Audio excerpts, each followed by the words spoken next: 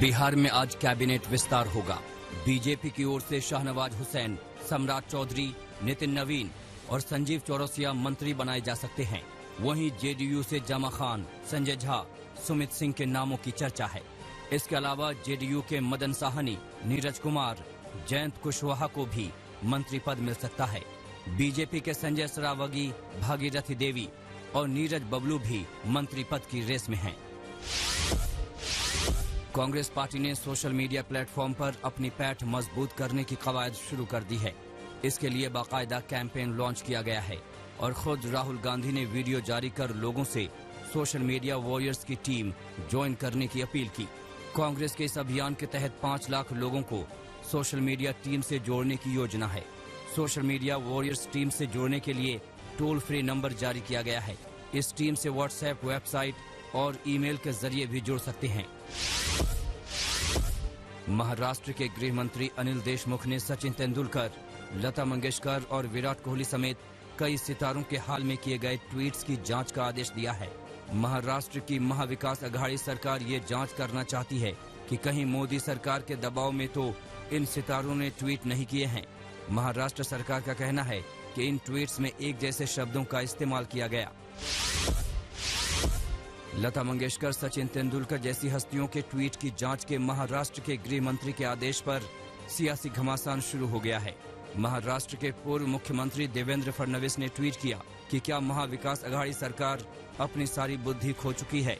भारत रत्न विजेताओं के लिए जांच शब्द का इस्तेमाल करते हुए महाराष्ट्र सरकार को शर्म आनी चाहिए। दिल्ली के मुख्यमंत्री अरविंद केजरीवाल की बेटी ऑनलाइन ठगी का शिकार हुई हैं। जानकारी के मुताबिक केजरीवाल की बेटी ने सेकंड हैंड सोफा बेचने के लिए ऑनलाइन विज्ञापन दिया था। एक शख्स ने केजरीवाल की बेटी से कस्टमर बनकर बात की और एक बार कोड स्कैन कराकर 34,000 रुपए की ठगी की। दिल्ली के सिविल लाइंस थाने की पुलिस ने केस दर्ज कर ठगी करने वाले शख्स की तलाश शुरू कर दी है। पंजाब की रोपड़ जेल में बंद विधायक और माफिया मुख्तार अंसारी ने सुप्रीम कोर्ट में हलफनामा दाखिल कर उनको यूपी ट्रांसफर किए जाने का विरोध किया है। इससे पहले यूपी सरकार सुप्रीम कोर्ट में ये कह चुकी है कि पंजाब सरकार मुख्तार अंसारी को बचाने की कोशिश कर रही है। उत्तराखंड के चमोली में आई आपदा के बाद अब तक राहत का काम जारी है। चमोली के रैनी में गांव के पास बने पावर प्रोजेक्ट की दूसरी टनल में अभी भी मलबे को हटाने का काम जारी है। आशंका जताई जा रही है कि टनल में 30 से ज्यादा लोग फंसे हो सकते हैं। रेस्क्यू टीम लगातार मलबा हटाकर टनल में जगह बनाने की कोशिश कर रही है। आपको बता दें कि अब तक 202 लोगों का कोई पता नहीं चल सका है। पावर प्रोजेक्ट के दूसरी टनल में इतना ज्यादा मलबा है कि रेस्क्यू टीम को फंसे हुए लोगों की तलाश के लिए स्निफर डॉग का सहारा लेना पड़ रहा है। इसके अलावा टनल में घुसे एनडीआरएफ के जवान अपने साथ ऑक्सीजन सिलेंडर भी रखे हुए हैं ताकि टनल में फंसे लोगों को तुरंत ऑक्सीजन मिल सके। इसके अलावा टनल के बाहर अस्थायी अस्पताल भी बनाया गया है। जिंदगी बचाने के लिए पूरे इलाके में आईटीबीपी, एनडीआरएफ, सेना और एसडीआरएफ के जवान मुस्तैद हैं। चमोली में जहां आपदा आई है, इस पूरे इलाके में हेलीकॉप्टर से भी रेस्क्यू ऑपरेशन किया जा रहा है। इसी हेलीकॉप्टर से आज तक संवाददाता ने इलाकों का जायजा लिया। हेलीकॉप्टर से पूरे इलाके की तबाही साफ देखी जा सकती है। उत्तराखंड के आपदा प्रभावित इलाकों का दौरा करने के लिए एक बार फिर त्रिवेंद्र सिंह रावत जोशीमठ पहुंचे। उन्होंने कहा कि प्रभावित इलाकों पर नजर है, साथ ही रेस्क्यू ऑपरेशन तेज करने के आदेश दिए हैं। मुख्यमंत्री ने बताया कि उत्तराखंड की आपदा पर केंद्र सरकार की भी नजर है और पीएम ने उनसे खुद हालात के बारे में जानकारी ली है। उत्तराखंड की आपदा के मद्देनजर प्रधानमंत्री नरेंद्र मोदी ने उत्तराखंड के सांसदों के साथ बैठक की। इस बैठक में आपदा के बाद हालातों को लेकर चर्चा हुई। बैठक में प्रधानमंत्री ने कहा कि संकट की इस घड़ी में उत्तराखंड के लोगों के साथ केंद्र सरकार खड़ी है और लगातार चल रहे बचाव कार्यों की निगरानी कर रही है। बीजेपी अध्यक्ष जेपी नड्डा आज पश्चिम बंगाल के बीरभूम के तारापुर से परिवर्तन रथ यात्रा के दूसरे चरण की शुरुआत करेंगे। 10 फरवरी को मल्लापुर में रक्षा मंत्री राजनाथ सिंह इस रथ यात्रा में शामिल होंगे। वहीं 12 फरवरी को दुबराजपुर में केंद्रीय मंत्री स्मृति ईरानी और 13 फरवरी को क्रीनहर में यूपी के सीएम योगी आदित्यनाथ रथ यात्रा में शामिल होंगे। बीजेपी अध्यक्ष जेपी नड्डा ने 6 फरवरी को हरी झंडी दिखाकर रथ यात्रा के पहले चरण की शुरुआत की थी। पश्चिम बंगाल में विधानसभा चुनाव से पहले पार्टी बदलने का दौर जारी है। इस बीच बीजेपी में शामिल होने वाले 2 विधायकों ने विधानसभा में मुख्यमंत्री ममता बनर्जी से मुलाकात की, जिसके बाद दोनों विधायकों की तृणमूल कांग्रेस में वापसी की अटकलें लगाई जाने लगी हैं। ममता बनर्जी से मुलाकात करने वालों में विधायक सुनील सिंह और विश्वजीत दास हैं। हालांकि बाद में सवाल पूछे जाने पर विधायकों ने कहा कि वो काम के सिलसिले में मुख्यमंत्री ममता बनर्जी से मिले थे। पश्चिम बंगाल सरकार में मंत्री ज्योतिप्रिय मल्लिक ने दावा किया है कि बीजेपी के 7 सांसद मई महीने में तृणमूल कांग्रेस में शामिल हो सकते हैं। नॉर्थ 24 परगना जिले में एक कार्यक्रम के दौरान मंत्री ने दावा किया कि विधानसभा चुनाव के बाद मई के पहले हफ्ते में 7 बीजेपी सांसद टीएमसी में शामिल होंगे। पश्चिम बंगाल के मुर्शिदाबाद में बीजेपी की परिवर्तन रथ यात्रा रोके जाने पर बीजेपी कार्यकर्ताओं ने भारी विरोध प्रदर्शन किया। परिवर्तन रथ यात्रा रोके जाने के बाद बीजेपी कार्यकर्ता सड़क पर बैठ गए और पुलिस प्रशासन के खिलाफ नारेबाजी करने लगे। बीजेपी कार्यकर्ताओं का आरोप है कि ममता सरकार की शह पर बीजेपी कार्यकर्ताओं को जानबूझकर परेशान किया जा रहा है। विधानसभा चुनाव से पहले बीजेपी नॉर्थ बंगाल में अपनी पकड़ मजबूत करने की कवायद में जुटी है। बीजेपी ने नॉर्थ बंगाल में 54 में से 50 सीटें जीतने का लक्ष्य बनाया है और इसके लिए यहां अलग से रथ यात्रा शुरू करने की तैयारी में है, जिसमें कई केंद्रीय मंत्री शामिल होंगे। 2019 के लोकसभा चुनाव में नॉर्थ बंगाल में बीजेपी को सबसे ज्यादा सीटें मिली थीं। ऐसे में बीजेपी विधानसभा चुनाव में भी इस इलाके में बड़ी बढ़त बनाने की कोशिश में जुटी है। हाल ही में बीजेपी में शामिल होने वाले विधायक शीलभद्र दत्ता ने ममता बनर्जी पर तीखा हमला बोला। बैरकपुर से विधायक शीलभद्र दत्ता ने ममता बनर्जी को बंगाल का सबसे बड़ा गद्दार बता दिया।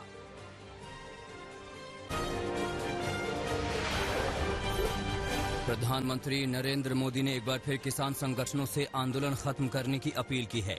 राज्यसभा में पीएम मोदी ने कहा कि किसानों से बातचीत का रास्ता हमेशा खुला है। सदन में बोलते हुए प्रधानमंत्री ने किसानों को फिर भरोसा दिलाया कि एमएसपी आगे भी जारी रहेगी। प्रधानमंत्री मोदी ने ये भी कहा कि अगर किसान संगठन कोई नए सुझाव और बेहतर प्रस्ताव लेकर आते हैं तो सरकार उस पर चर्चा के लिए तैयार है। प्रधानमंत्री नरेंद्र मोदी ने किसानों के आंदोलन को बढ़ावा दे रहे लोगों और विपक्ष पर तीखा वार किया। पीएम मोदी ने कहा कि देश श्रमजीवी और बुद्धिजीवी जैसे शब्दों से परिचित है, लेकिन पिछले कुछ समय से इस देश में एक नई जमात पैदा हुई है और वो है आंदोलनजीवी। उन्होंने कहा कि वकीलों का आंदोलन हो, छात्रों का आंदोलन हो या मजदूरों का, ये हर जगह नजर आएंगे, कभी पर्दे के पीछे तो कभी पर्दे के आगे। ये पूरी टोली आंदोलन के बगैर जी नहीं सकती। प्रधानमंत्री नरेंद्र मोदी की अपील के बाद किसान नेता राकेश टिकैत ने कहा कि वो बातचीत को तैयार हैं, लेकिन पहले सरकार कृषि कानूनों को वापस ले। राकेश टिकैत ने कहा कि हमने बात करने के लिए कभी मना नहीं किया। हमने कभी नहीं कहा कि एमएसपी खत्म हो रही है। हम हमेशा से एमएसपी पर कानून बनाने की मांग कर रहे हैं। एमएसपी पर कानून बनने से किसानों का फायदा होगा। कांग्रेस ने प्रधानमंत्री मोदी के आंदोलनजीवी वाले बयान का विरोध किया है। कांग्रेस नेताओं ने कहा कि यह दुख की बात है कि प्रधानमंत्री उन लोगों से सहमत नहीं हैं जो आंदोलन करते हैं, क्योंकि मानवाधिकार के लिए आंदोलन लोकतंत्र का सार है। बीजेपी का ये मानना है कि या मेरे रास्ते पर हो या फिर तुम देश विरोधी हो। प्रधानमंत्री नरेंद्र मोदी के बयान पर टीएमसी ने भी पलटवार किया। टीएमसी नेता सौगात रॉय ने कहा कि देश में लोगों का अधिकार छीना जा रहा है। पहले कश्मीर के लोगों का छीना गया, फिर नागरिकता संशोधन कानून को लेकर छीना गया और अब दिल्ली की सीमा पर आंदोलन कर रहे किसानों का अधिकार छीना जा रहा है। प्रधानमंत्री मोदी असल सवालों का जवाब नहीं दे रहे हैं। कांग्रेस नेता लगातार किसानों के आंदोलन का समर्थन करने पहुंच रहे हैं। महाराष्ट्र सरकार में मंत्री असलम शेख दिल्ली के गाजीपुर बॉर्डर पहुंचे और किसान आंदोलन को अपना समर्थन दे दिया। इससे पहले उत्तराखंड के पूर्व मुख्यमंत्री हरीश रावत भी किसानों के आंदोलन का समर्थन करने के लिए दिल्ली के गाजीपुर बॉर्डर पहुंचे थे। दिल्ली पुलिस कमिश्नर ने किसान आंदोलन में ड्यूटी कर रहे दूसरे जिलों और दूसरे यूनिटी के पुलिसकर्मियों को अपने अपने जिलों और यूनिटों में वापस जाने का आदेश दिया है। यानी अब जहां जहां किसान आंदोलन चल रहा है वहां उसी इलाके के पुलिसकर्मी ड्यूटी करेंगे। हालांकि पैरामिलिट्री फोर्स पहले की तरह तैनात रहेगी।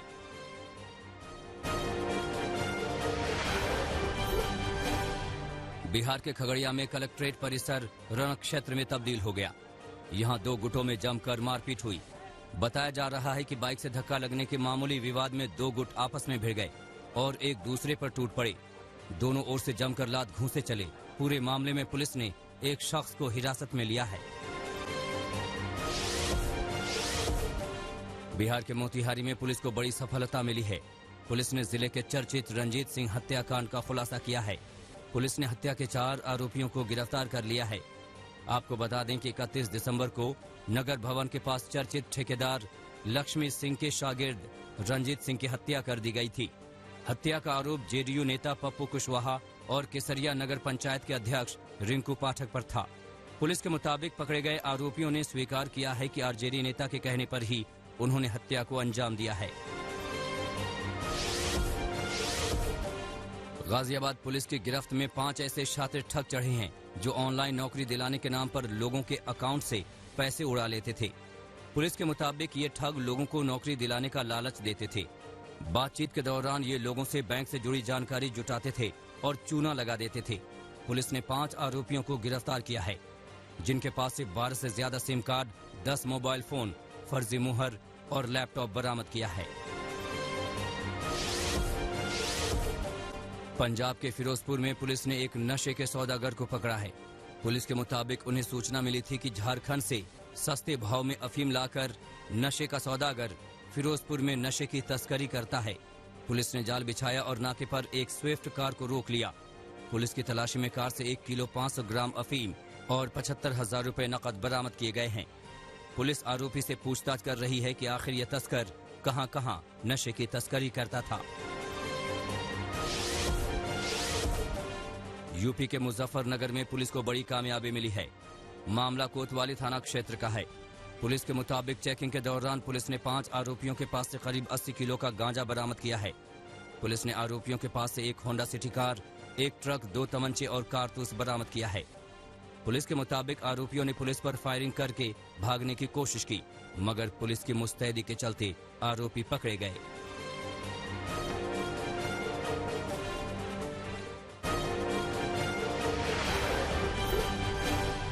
उत्तराखंड आपदा पर संयुक्त राष्ट्र के महासचिव एंटोनियो गुतरेस ने दुख जताया है।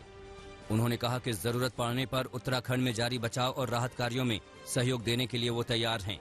संयुक्त राष्ट्र में भारत के स्थायी प्रतिनिधि टीएस तिरुमूर्ति ने भी आपदा को लेकर संवेदना जताई है। कैपिटल हिल हिंसा की दुनिया भर में हुई आलोचना के बावजूद ट्रंप समर्थकों ने दूसरे महाभियोग की सुनवाई से पहले वेस्ट वर्जीनिया में बाइडेन प्रशासन को चेतावनी दी है। बंदूकधारी ट्रंप समर्थक ने सिविल वॉर की धमकी भी दी।